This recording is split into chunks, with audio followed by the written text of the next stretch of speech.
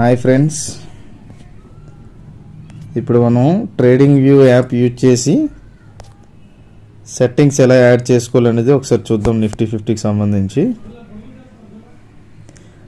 ముందుగా chrome open చేస్తున్నాను.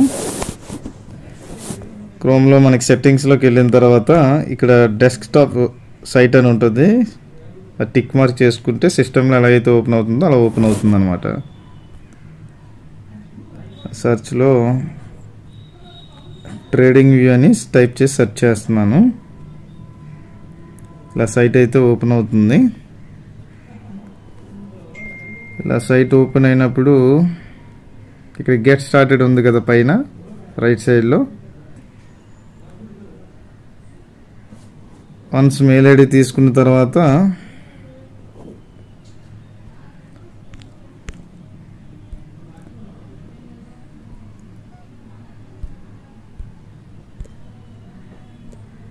ఇలా ఓపెన్ అవుతుంది.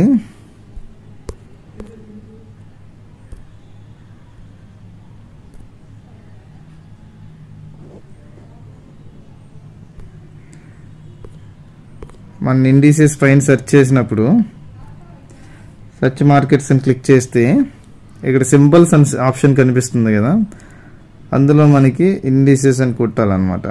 ఈ లింక్ క్లిక్ చేస్తే మనకి ఇక్కడ నిఫ్టీ, బ్యాంక్ నిఫ్టీ, సెన్సెక్స్ కానీ ఫిన్ నిఫ్టీ అన్నీ ఇలా లిస్ట్ డిస్ప్లే అవుతాయి. మనం ఇందులో నుంచి ఇప్పుడు నిఫ్టీ 50 మనం అబ్జర్వ్ చేద్దాం అనుకుంటున్నాం కాబట్టి నిఫ్టీ 50 మీద క్లిక్ చేస్తున్నాను.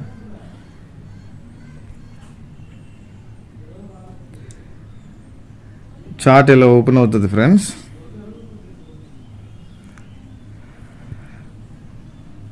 మనకి ఇలా చార్ట్ ఓపెన్ అయిన తర్వాత పైన ఇండికేటర్స్లో వచ్చేసి డే ఫ్రేమ్ చూసుకుంటే ఇక్కడ నెంబర్ ఆఫ్ టైం ఫ్రేమ్స్ వస్తుంది అనమాట. 5 minutes పెట్టే వాళ్ళు ఉంటారు, 10 minutes అబ్జర్వ్ చేసే వాళ్ళు ఉంటారు, 15 minutes కూడా ఉంటారు. మనం ఇక్కడ ఇండిసెస్ కాబట్టి ఇక్కడ 15 minutes మనం టైం ఫ్రేమ్ పెట్టి ఒకసారి చెక్ చేద్దాం ఫ్రెండ్స్. ఇక్కడ 15 minutes దగ్గర క్లిక్ చేస్తే మనకి ఇలా చార్ట్ ఓపెన్ అవుతుంది. జూమ్ చేస్తున్నాను. ఇక్కడ మనకు కనిపిస్తున్న ప్రతి స్టిక్ కూడా 15 minutes టైం ఫ్రేమ్ సంబంధించి ఈ స్టిక్ అని అర్థం అనమాట. ఇక్కడ ఏదైతే సింగిల్ స్టిక్స్ కనిపిస్తున్నాయో ఇవన్నీ ఒక్కొక్క స్టిక్ కూడా టైం పీరియడ్ డ్యూరేషన్ వచ్చేసి 15 minutes అని చెప్పేసి.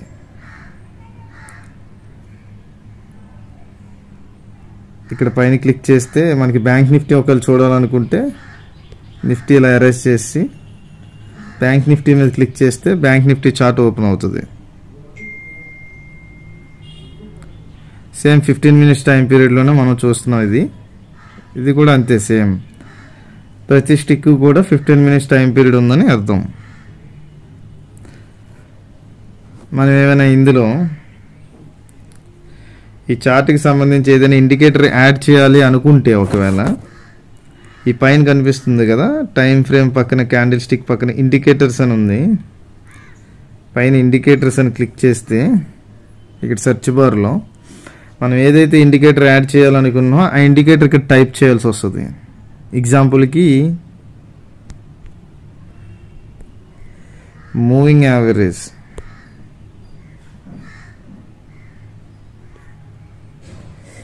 Moving average exponential, moving average simple, moving average, weighted moving average ఇలా ఉంది. ఎగ్జాంపుల్కి వెయిటెడ్ మూవింగ్ యావరేజ్ అని క్లిక్ చేసాం అనుకోండి, వెయిటెడ్ మూవింగ్ యావరేజ్ అనేది యాడ్ అయిపోద్ది అనమాట. ఇట్లా వాల్యూమ్స్ తీసేస్తున్నాను. ఇప్పుడు ఒకవేళ ఏం తీయాలనుకుంటే అక్కడ డిలీట్ క్లిక్ చేస్తే ఆటోమేటిక్గా డిలీట్ అయిపోతుందండి.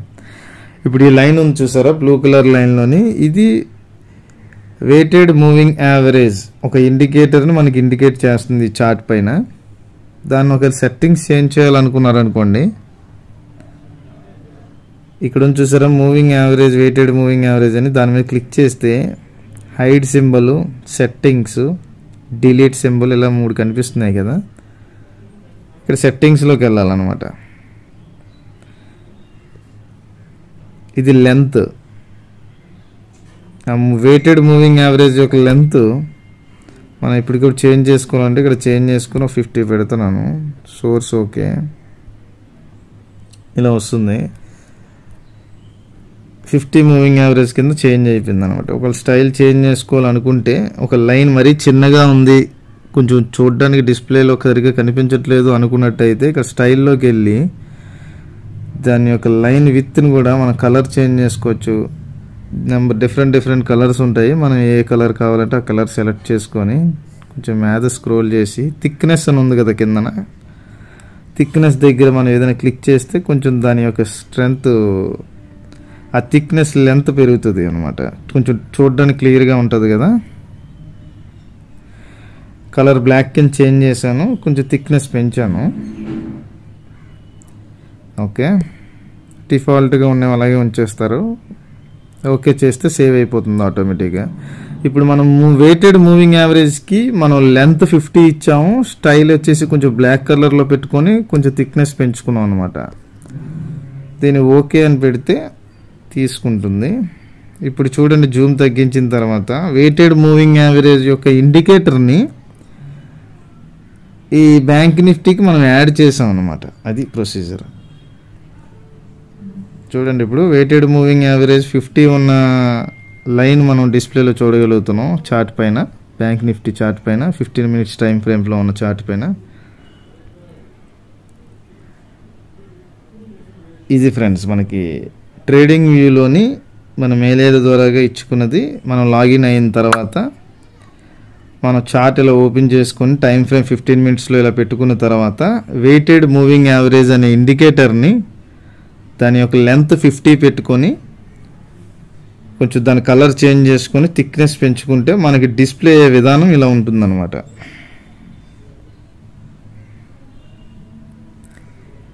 మనం ఇప్పుడు చెప్పబోయే స్ట్రాటజీలోని మెయిన్గా ఇది బేసిక్ అనమాట. ఎవరైనా సరే సింపుల్గా ఈ చార్ట్ని యాడ్ చేసుకొని ట్రేడింగ్ వ్యూ సైట్లోకి వెళ్ళి ఇలాగ బ్యాంక్ నిఫ్టీ అయితే బ్యాంక్ నిఫ్టీ, నిఫ్టీ అయితే నిఫ్టీ, ఫిన్ నిఫ్టీ అయితే ఫిన్ నిఫ్టీ, దేనికైనా సరే మన పైన సెర్చ్ చేసుకొని ఆ నేమ్ ఇచ్చుకుంటే సరిపోతుంది.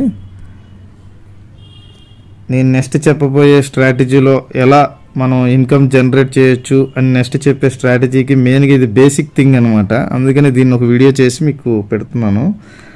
ఇది నిఫ్టీ 50 కదా, సేమ్ నిఫ్టీ 50 చార్ట్లో కూడా 15 మినిట్స్ టైం ఫ్రేమ్లో మనకి డిస్ప్లే చూసారా, వెయిటెడ్ మూవింగ్ యావరేజ్ అనేది 50 పెట్టుకొని మనం కలర్ ఇందాక బ్లాక్ పెట్టి థిక్నెస్ పెంచింది మనకి ఇప్పుడు డిస్ప్లేలో వస్తుంది. ఇలా ప్రతిదానికి బ్యాంక్ నిఫ్టీ అయితే బ్యాంక్ నిఫ్టీ, నిఫ్టీ అయితే నిఫ్టీ, ఏదైతే అది ఫిన్ నిఫ్టీ అయితే ఫిన్ నిఫ్టీ, ప్రతిదానికి కూడా మనం యాడ్ చేసుకోవచ్చు అనమాట. దేనికైనా సరే ఇదే ప్రొసీజరు. ఓకే ఫ్రెండ్స్, నేను నెక్స్ట్ చెప్పబోయే స్ట్రాటజీ మెయిన్గా దీని మీద బేస్ అయి ఉంటుంది కాబట్టి చార్ట్లోకి వెయిటెడ్ మూవింగ్ యావరేజ్ అనేది ఎలా యాడ్ చేయాలి, ఆ ఇండికేటర్ని ఇందులో ఎలా యాడ్ చేయాలి అనేది ఈ వీడియోలో మీకు చెప్పాను.